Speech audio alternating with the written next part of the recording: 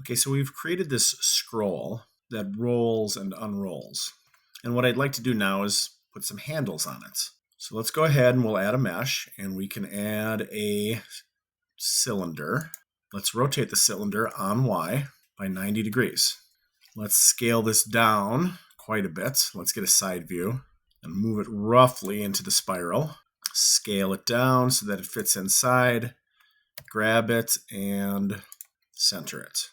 And then from the top view, let's scale it up on X and do something to that effect. So I want to add a handle on each side, and I only want to do it once. So let's just get rid of some of this geometry. First of all, I'm going to hide the scroll, and then I'm going to tab into object mode of the cylinder that I've just added. And in X-ray view, let's just make sure that I select these edges, and I'm going to right click and subdivide. And I think one subdivision is fine for now. And then that done, I'm going to select all of the faces on one of the sides and delete them. Okay, great. Don't necessarily need to be in X-ray view now. I'm going to select the face on this end. I'm going to push E to extrude and push enter right away, basically creating two faces in the same spot. And then I'm going to scale this up a bit. And we can see if we put the plane on, we have something like that. I might scale it up more yet. And then I'm going to push E to extrude again and extrude out a bit. And I'm going to extrude one more time and push enter right away. And I'm going to scale it down just a bit. I want to add a little bit of something, maybe a curve or decoration. Maybe it doesn't need to be decoration, but just something so that it's not just a cylinder. So I think again from the side view, I'm going to push E to extrude. I'm going to come out a bit further yet. I'm going to go ahead and select one of these faces, and I'm going to Control R to get a loop cut. And I'm going to put a few in and hit enter twice.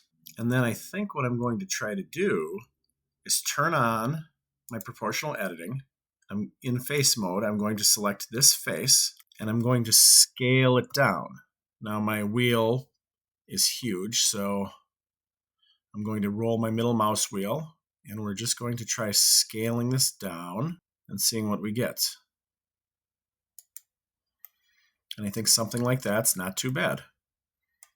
Maybe what I'll do is turn off proportional editing, and I will scale this down a little bit more yet, just on its own. All right, so that done, let's smooth this out. Now, even though it's not readily visible, it does look a little funky right here where you've got the flat surface meeting. So what we can do is just select the faces around that edge, and we can, under faces, shade those specifically flat.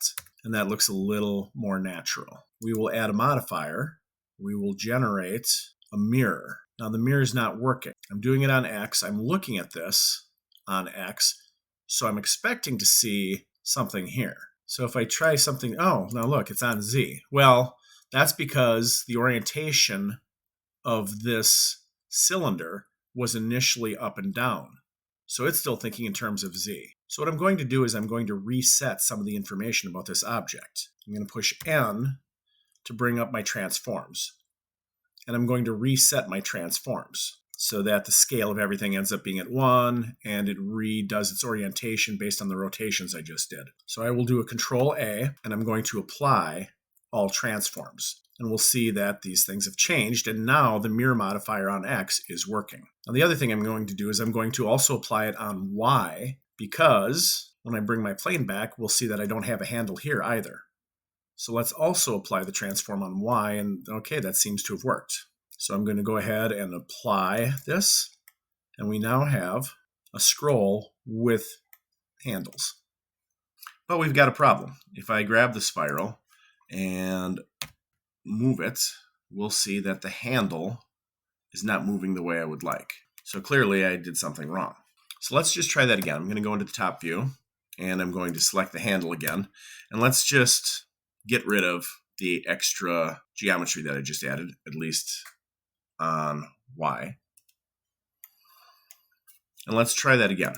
So reapplying the mirror modifier, this time I only need to do it on Y. What I'm going to do is look at the mirror object, which I had left blank. And I'm going to specify that there's a relationship with the plane. And now, if we select the spiral, we'll see that that's moving appropriately.